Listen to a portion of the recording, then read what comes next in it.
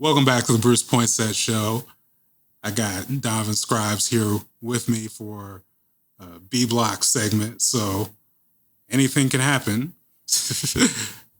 or just bad puns might happen. Who knows?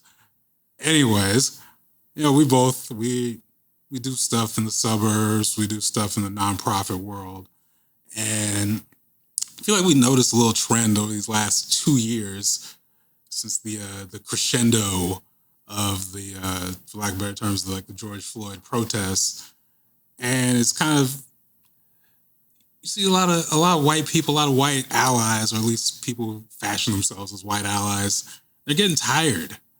They've put in their work. It's been a tough 2 years for them, and it's got me thinking: has the white guilt bubble popped? I'm not sure. What do you think? Well, I was telling you, if it was a Family Feud, there'd only be one answer. Just do-do-do-do-do. Yes.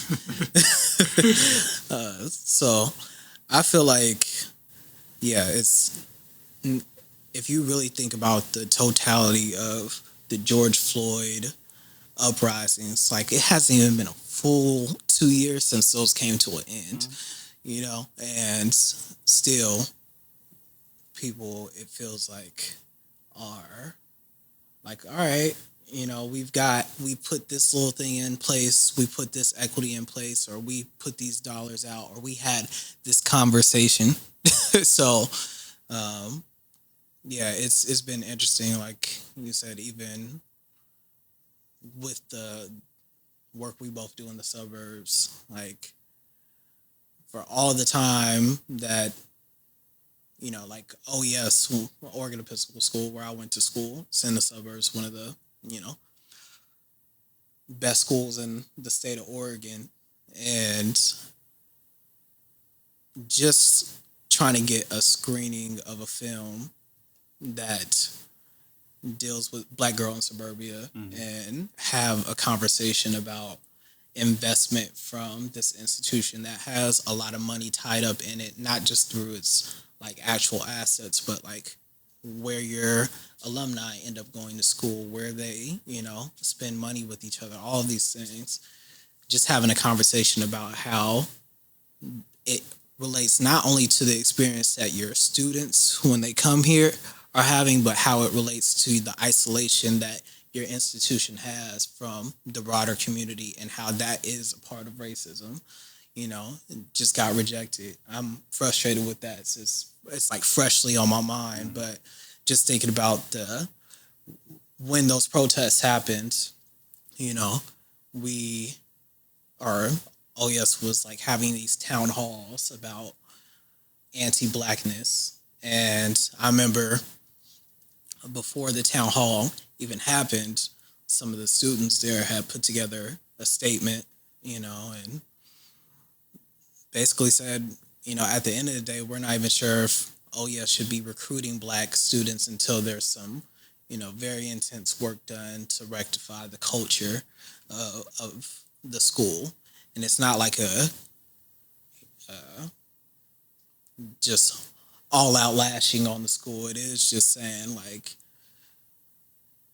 if you've been isolated in your own bubble for this long, changing some curriculum, having some conversations is not enough, And so I feel like even that statement from the students didn't get the legs, and now we're here talking about a movie screening, and even that doesn't get picked up. It's frustrating. I'm in the same place where I'm a little freshly frustrated, I'll admit, with stuff in, my hometown of Lake Oswego, Lake No Negro, Oregon. And I like to say Lake No Negro because if there's one thing people care about when it comes to racism in Lake Oswego, it's that the name Lake No Negro makes the white people feel bad. They really don't like it.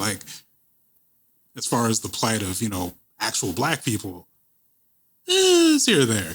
But that name, but seriously, similar to what you're saying with OES, trying to work with the Arts Council to get just a mural or some public art made by black or brown artists.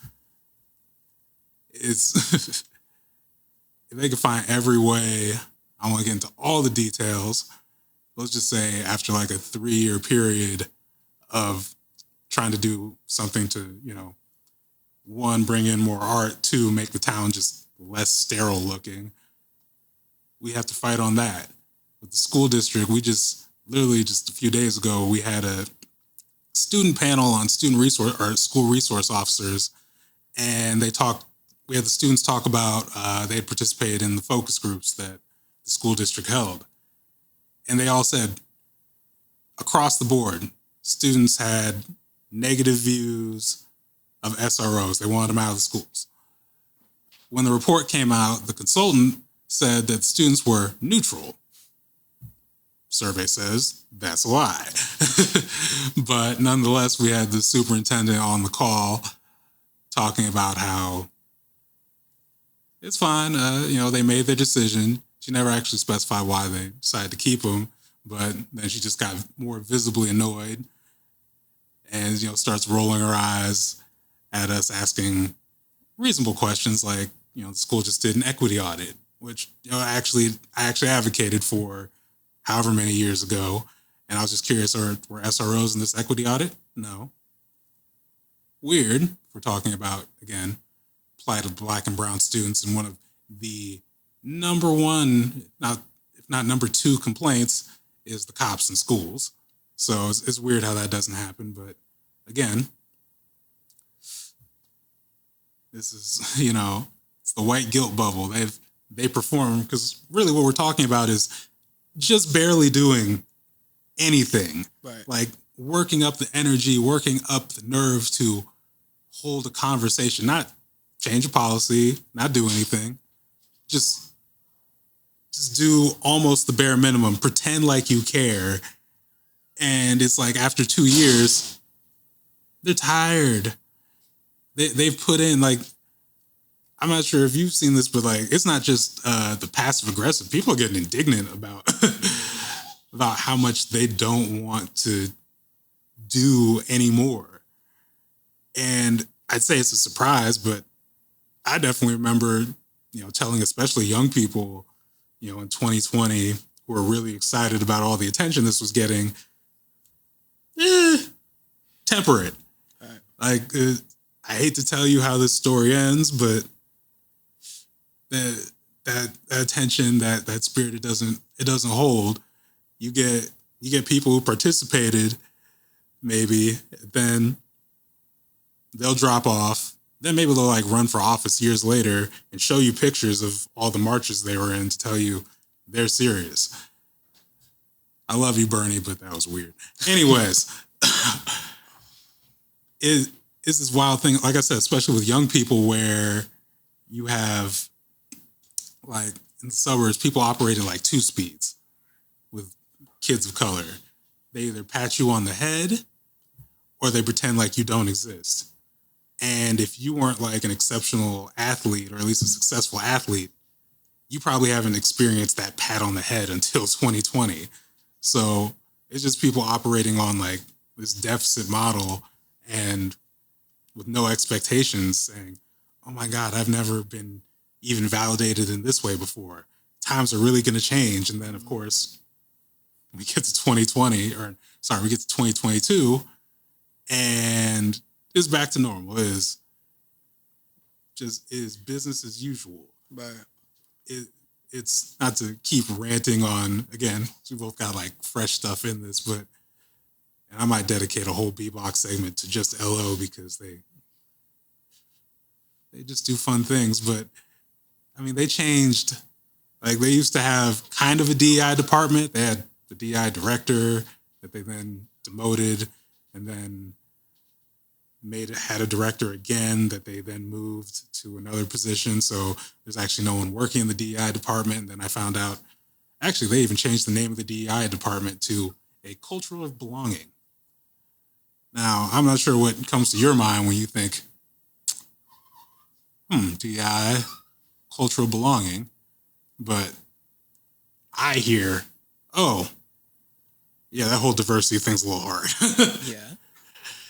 And, and then also, again, fresh off of talking with the superintendent who's saying, actually, instead of having a person do this, we're going to make it the responsibility of, the entire district to do this, which is like, why does that sound familiar? It feels like the same logic when they said we're going to take abortion back to the states. It's just, but they're proud of this. They feel like they've done enough and that they feel comfortable. Like I said, because they're indignant about it, which is the wild part.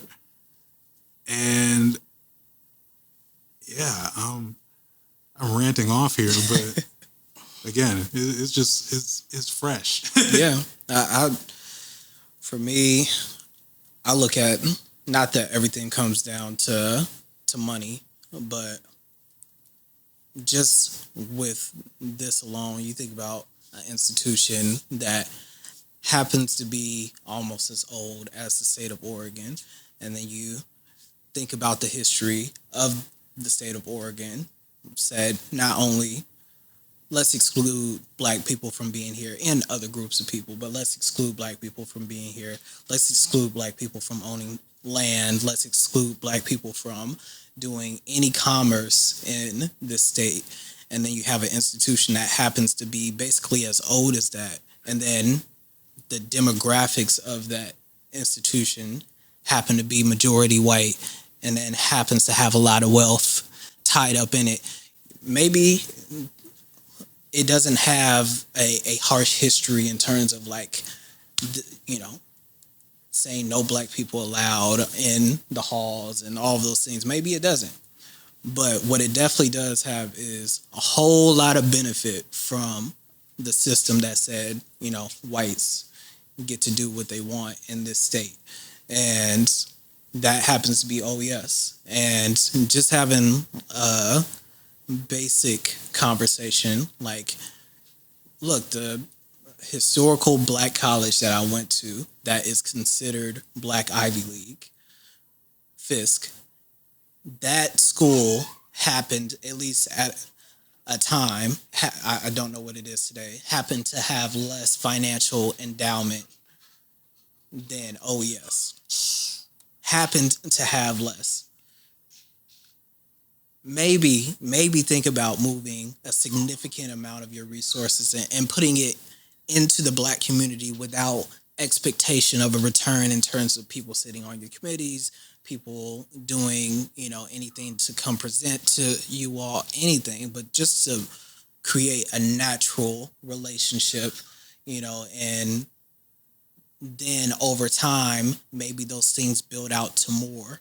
Because right now, when I hear conversations there, it's like, well, we have challenges with diversity. We have an equity person here, and we're having, this person is doing, good work within the institution, but how do we broaden this out? I've been saying the same thing almost for, or some version of this conversation for probably 8 years at this point, and just running up against the same version of a wall, and so but they need to learn. Yeah, and instead we're talking about investment in, board trainings, equity consultants coming in, training our board and things like that, like just investing in the same set of solutions that ultimately benefit, people's comfortability, and so, yeah, I don't think what's happening there is actually all that abnormal in a lot of ways. It just might be a little bit more cut and dry, like, oh yeah, we had a town hall. We have, people who are trying to do good work, like Chris Reiser there, who was overseeing the inclusion committee and trying to create some conversations. But even in that space, like I voiced, like, you have a volunteer group of people right here that is going up against almost 150 years old institution, while its funding sources continue to chug along, while its norms continue to chug along, and then you've got one person who is funded as your equity consultant. You're not going to change too much, with that type of model. So, yeah, It's a numbers game, And Numbers game. You said we were going to do bad puns, so numbers FM. because you pointed that out, I had to do it. Blame It's that right there. on you. I saw it. That's 2 segments you have crushed today. Yeah. With these. This is also, dad jokes. Like I'm moving into that phase of my life. Ooh, we are going to transition back to the subject. This guy. Yes, it was a numbers game, and what you see is I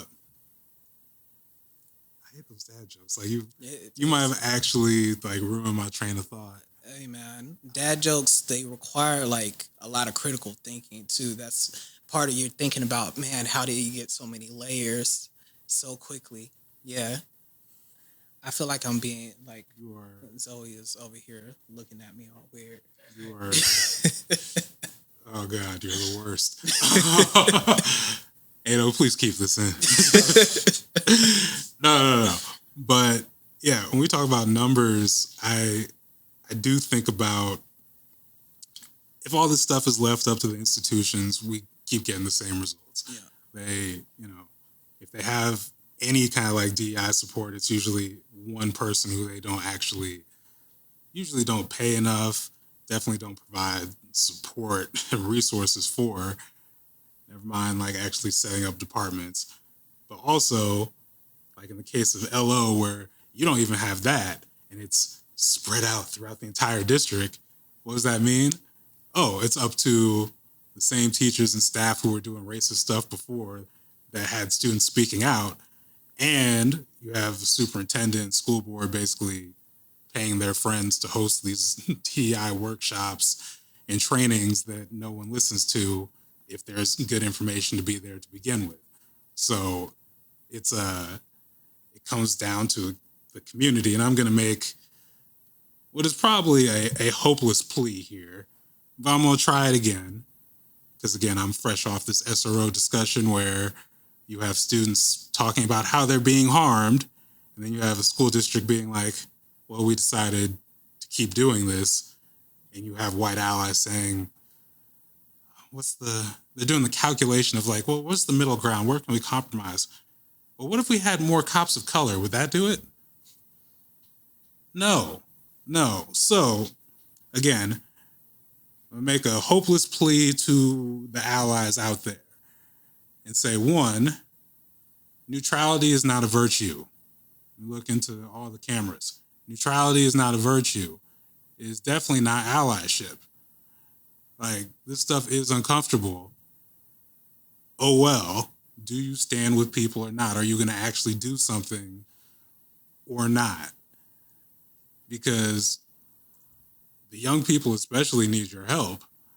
And if you're just sitting there trying to be kind, which I can't speak for OES and Beaverton, but like, I hate the word kind being an LO. Everything is about kindness. Not doing anything, just kindness. It is obviously like kind is a 4-letter word, but like kind is a 4-letter word. We gotta stop that. We should make this constructive, right? Yeah. We should like, well, where can we go now that things have kind of like reset back to normal? Where can we go from here? Well, I've made my plea to the allies out there to stop it with the kindness. I'm not cursing. But what else can be done? Donovan, give me the solutions to the problem. Solve it. Because again, the white people also want to know, and they will come to your meetings and ask you very aggressively why you do not have the solutions. They have taken all of a few minutes out of their day to hear about your black problems. Solve the problems. Stop making them feel uncomfortable and tell them the solution.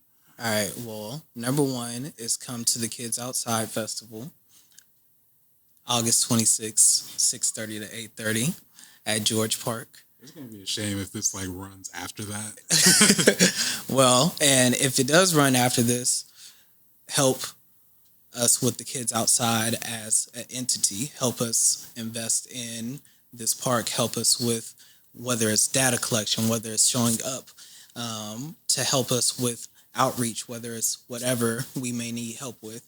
This is a self plug that is really just at the end of the day, Black folks are constantly doing things that are in the benefit of our community that aren't necessarily the shiny thing at the moment, that aren't necessarily getting a whole lot of coverage and aren't necessarily getting a whole lot of coverage consistently. There are ways to plug in and take direction and give actual sweat equity to what we are doing and make room. And if you have suggestions, there may be room for your suggestions and there may not as we continue to build on a vision. So I think, things like that. And I think when, you have people who have invested in, who have been a part of your institutions for whatever amount of time, and they have had, especially if it's a group of people that, whether it's racially, gender, whatever, that have consistently had similar negative things to say about your institution, it may be time to stop acting in the same ways. And it might take a whole lot of, uncomfortability to switch into a new way. It might take a whole lot of investment in a way that you never have invested before. It may mean that, funder that has been sending money to this space for this specific item for this long that you don't want to upset now needs to be upset. It might mean this board member is no longer fit if you're trying to change the direction. It might mean this committee that you have given no teeth actually needs to have teeth. It might mean a whole bunch of things. It might mean that you need to actually be sending some money towards people for the harms that you've done. It might mean a whole lot of different things. But, that's just my take on it. But again, you can come to the Kids Outside Festival, August 26th, 6:30 to 8:30, George Park, if you want to solve racism. Wow. You could have stuck the landing, but no. I did. I stuck the landing. So sis. Anyways, yeah. Get the cops out of the schools. Yeah. Just do that, please. We don't need cops of color. That's not the thing. Just get the cops out of the schools. And LO School District, I got more segments coming for you. Don't worry. But with that, Donovan, thank you again. I feel like there's a festival you might be co-hosting. I'm not sure. Yeah. Sheesh. What did we call it? What was it called? The Kids Outside Festival, August 26th, 6:30 to 8:30. There you go. George Park. Take that.